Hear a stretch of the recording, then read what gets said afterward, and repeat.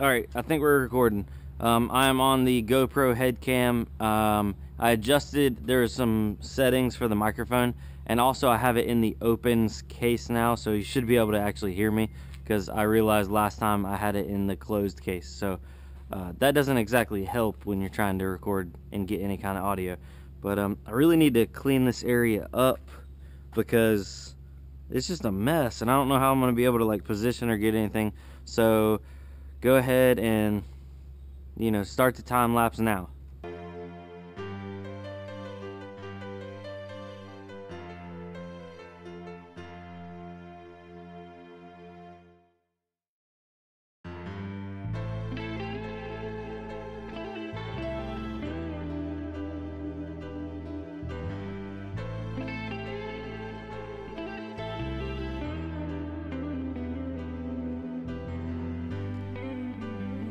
Alright guys, this is not a good way to actually hoist a motor up, so don't do this. I'm just using what I got. Normally I would use a chain and be a lot simpler, but yeah, don't do this.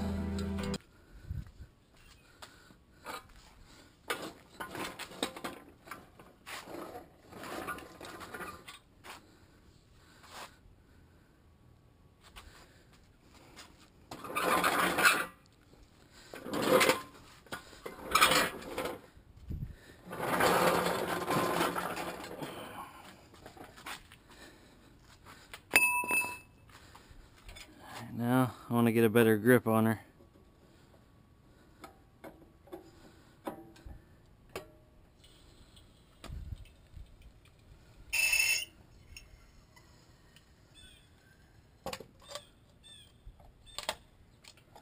There we go. Alright. Motor's off the stand. I don't know what I was doing there. But so yeah, I'm gonna drag the transmission over, and I'm also gonna check because my GoPro is already beeping low battery, so I might have to switch back over to regular cam. Alright, we're back on regular cam here. The GoPro is about to die. I forgot to charge it. Anyway, I'm gonna pull that front plate off. That's what held it in, or used on the engine stand. So I'm gonna get that off. Then I'm gonna take a look at the crank seal. Supposedly it had already been done. It was brand new, but I don't know. I might end up just replacing it anyway.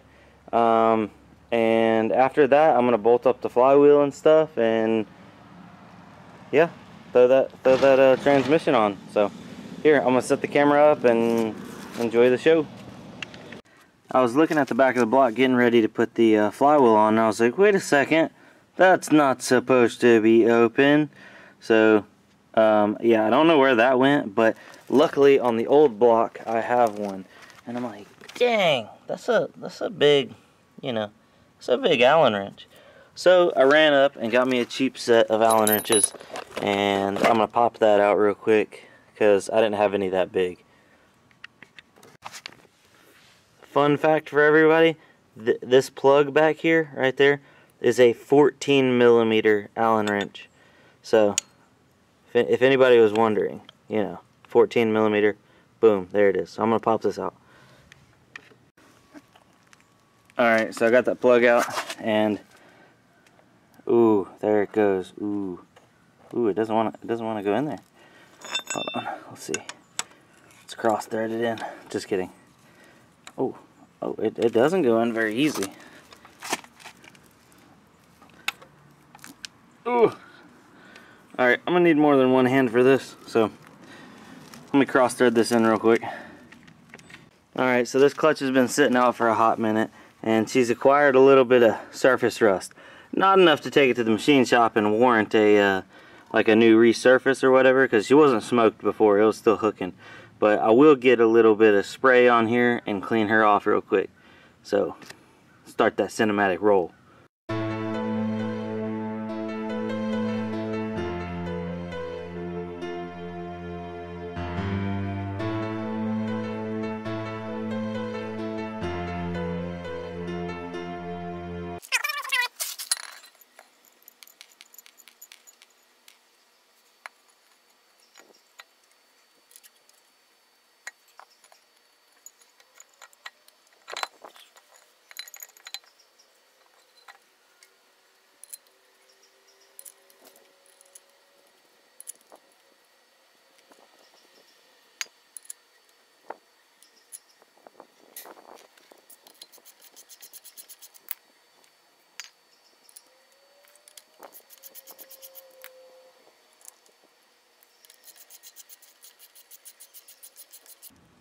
Alright guys, I'm about to do the torquing down of the flywheel bolts.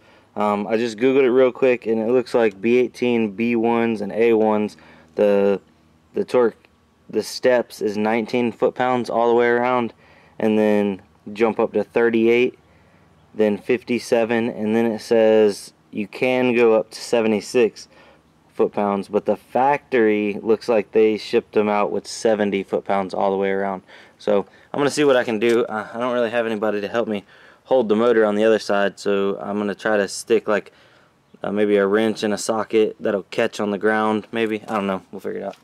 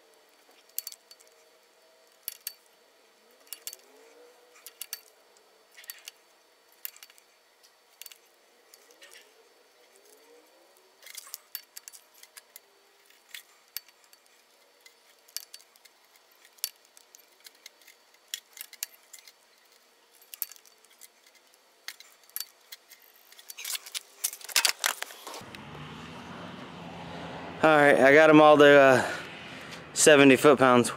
So now ready for the pressure plate and the clutch disc. Alright, clutch and flywheel is on. So I'm about to slide this bad boy on there. I think I'm gonna like prop it up, and I don't know. This is not gonna be the most fun with just one person, so enjoy my struggles.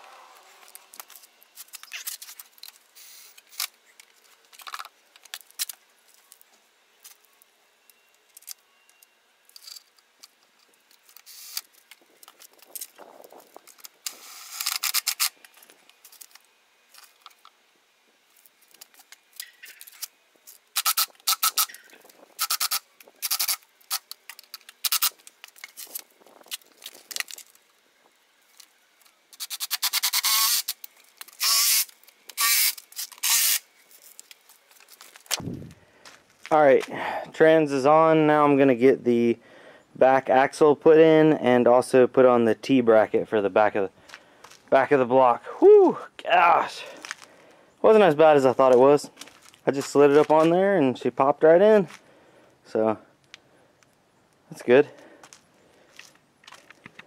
Alright, T-bracket's on. Now it's time to put on the starter. So, let's just do that right now. Alright, well that was easy enough. So, starter is good to go. She's bolted on there. I'm going to run up to the store because this block right here, see this brass fitting? He didn't have, I guess he wasn't running an oil sending unit or whatever. And originally my setup had, this is the setup I was running. This side was going into the block, that side was coming out for the turbo, and this was for the stock sending unit for the dash, and then this side was just a plug. So I'm going to go get me a new little push pin, because when I took the motor out, where is it? Oh, right here it is. See, I ripped the little push fitting or whatever that goes on right there off. So I'm gonna get a new one of those, that way I can just pop that on there and be OEM and legit. And I also need to get some of that the white pipe tape, because I don't want this to leak. These are always a pain in the butt if you have to get underneath the car and work on them. So yeah, whew, she is coming together. This has been a productive day. Oh, and I need a new exhaust manifold gasket. Oh, fun fact, guys. See this mount and these holes? The Yanaka mounts are physically thicker back here. So the original motor mount bolts that hold the motor mount to the actual frame are just a hair too short, and they only grab a couple threads. And I already did one and it wrung off the end, so you just need to get yourself a little bit longer hardware. They don't come with the hardware, but for the deal on the motor mounts, it's well worth it. So spend a little bit, get an extra, you know, just like a little bit longer hardware, just to have some extra threads to grab on. The back sides don't even grab at all. So yeah, just a little heads up for, and these are the Yanaka B series motor mounts, like nothing special. They're like 80-90 bucks, but they are on sale every now and then for like $69.99. So the ones on the sides, they have no issues.